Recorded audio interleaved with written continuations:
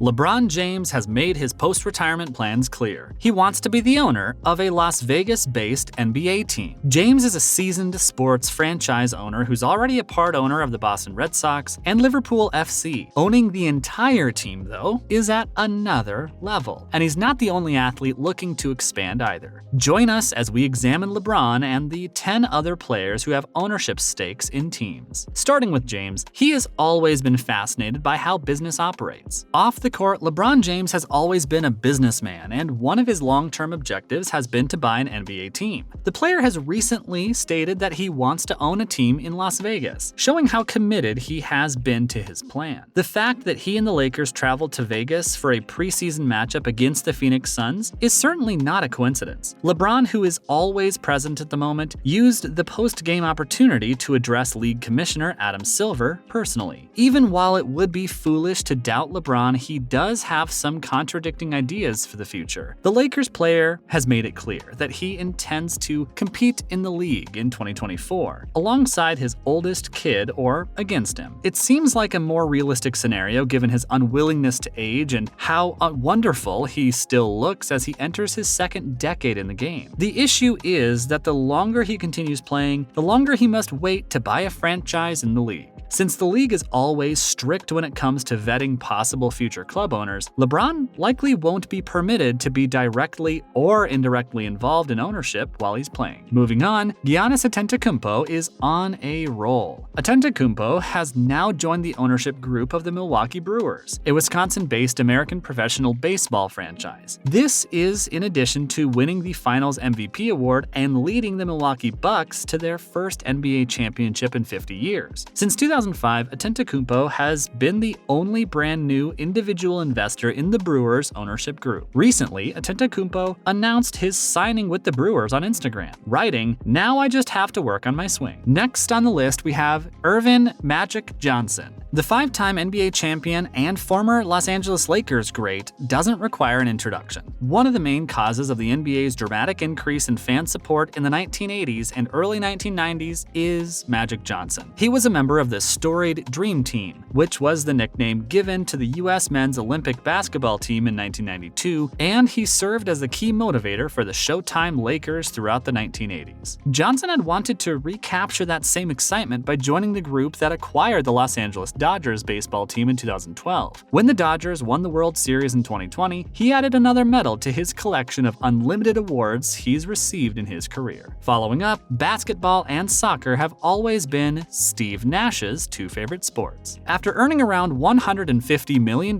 throughout his NBA career, Nash decided to enter the professional soccer scene, but as an owner, not as a participant. Today, Nash really has ownership stakes in not just one but two professional soccer teams. Nash joined an ownership group in 2011 in order to add the Vancouver Whitecaps as Major League Soccer's 17th team. The team, which has its home in Vancouver, British Columbia, was an ideal match for Nash. Nash was born and raised in Victoria, British Columbia, so purchasing a share of the Whitecaps was like purchasing his hometown team. A few years later, Nash added another soccer club to his holdings, indicating that he was clearly dissatisfied with just owning one. Nash joined an ownership group in 2016 and bought the Spanish team RCD Mallorca. In the late 1990s and early 2000s, RCD Mallorca was a dominant team in La Liga, but its prominence disintegrated and the club filed for bankruptcy in 2010. A few years later, they were demoted to Spain's second level. RCD Mallorca has regained La Liga status under Nash's leadership, and he plays a significant role on the La Liga team. Nash certainly keeps himself active in retirement. Furthermore, the Miami Dolphins underwent a significant number of ownership changes in 2009. After a few large names sold their holdings, Mark Anthony and Jennifer Lopez, two of the world's most well-known individuals, joined ownership stakes in the team. And in 2009, it appeared as though the Dolphins were putting together an all-celebrity lineup when Serena Williams and her sister Venus joined the ownership too. That day, Venus Venus and Serena became the league's first female African-American minority owners. They continue to own a small portion of the franchise. The Williams sisters paved the way for African-American women in tennis, and they have done the same in the NFL for more than 10 years. They created a big impression on the tennis court by interrupting the celebration of a formerly exclusively masculine sport. They're doing it in the NFL right now. In addition, Michael Jordan is the Charlotte Hornets' majority owner. Many people still think of MJ as the greatest basketball player ever, and in retirement, he has also been promoted to an executive position. In his home state of North Carolina, Jordan currently owns the Charlotte Hornets. Jordan has made a wise investment in the Hornets, even though they aren't exactly one of NBA's premier teams. While he paid nearly $275 million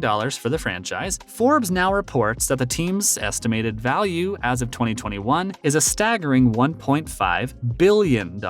This merely demonstrates how valuable all NBA teams have gotten, generally speaking, and the fact that MJ is a majority owner of the club must have also impacted its value. What's more, Kevin Durant was actively expanding his sporting presence when the league was subject to the COVID-19 lockout. A two-time Finals MVP, Durant bought a 5% investment in the Philadelphia Union of Major League Soccer, MLS, in June 2020. Durant, who co-owns the Philadelphia Union with businessman Rich Kleeman, made the investment through his company, 35 Ventures. According to reports, Durant has the choice to buy an additional 5% in the future. The Union and 35 Ventures have committed to creating programs with three key focuses in the Chester and Philadelphia regions. First, they will seek to provide Chester's youth with the tools and resources they need to combat social and racial injustice in their neighborhood and beyond. Second, they will support local small business recovery initiatives and food banks to address COVID-19 related needs. Finally, they will aid in the development and programming of youth sports in Chester and the neighboring areas. Moreover, James Harden, a previous NBA MVP, is one of the top players in the NBA. He added another noteworthy achievement to his long list of professional triumphs when he acquired 5% ownership in the company that owns the Houston Dynamo of Major League Soccer and the Houston Dash of the National Women's Soccer League in 2019. The question is whether Harden will win a championship with his two soccer teams first or with his NBA team, the Brooklyn Nets. Next, Wayne Douglas is a former professional ice hockey player and head coach from Canada. From 1979 through 1999, he participated in 20 NHL seasons for 4 different teams. He's known by the nickname The Great One, and the NHL itself has referred to him as the best hockey player ever. Wayne Gretzky acquired a portion of the Phoenix Coyotes in 2000, but in 2009 the franchise filed for bankruptcy. Similarly, the Pittsburgh Penguins ownership saw their business collapse through the 1990s. With spending doubling and their revenue plummeting, the team was forced to file for bankruptcy in 1998 with a debt of $100 million.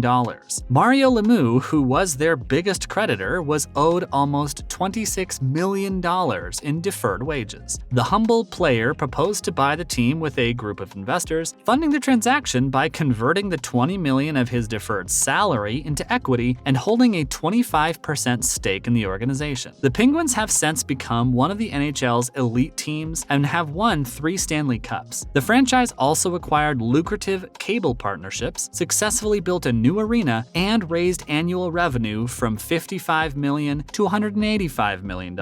Years later, it's estimated that Lemieux profited more than $350 million when he sold his part in the franchise. Not too terrible, huh? Lastly, Warrick Dunn acquired a minority ownership interest in the Atlanta Falcons football club in 2009. Dunn entered the NFL in 1997 after the Tampa Bay Buccaneers selected him in the first round of the draft. After 5 successful seasons with the team, he signed with the Falcons in 2009. In 2007, Dunn became the 7th player in the league history to accumulate 10,000 running yards and 4,000 receiving yards, and the 22nd player overall to accomplish this feat. In 2008, Dunn rejoined the Buccaneers, where he spent his final NFL season. He then bought a minority stake in the Atlanta Falcons in 2009. Warrick even returned to school to earn an MBA after joining the Falcons ownership group, because he wanted to ensure that his qualifications matched his financial ability, as several of his rival linebackers have exclaimed throughout the years. Who's gonna stop him? Which one of these athletes do you think has the biggest sports portfolio? Let us know in the comments. And if you enjoyed the video, don't forget to like it and also subscribe to our channel.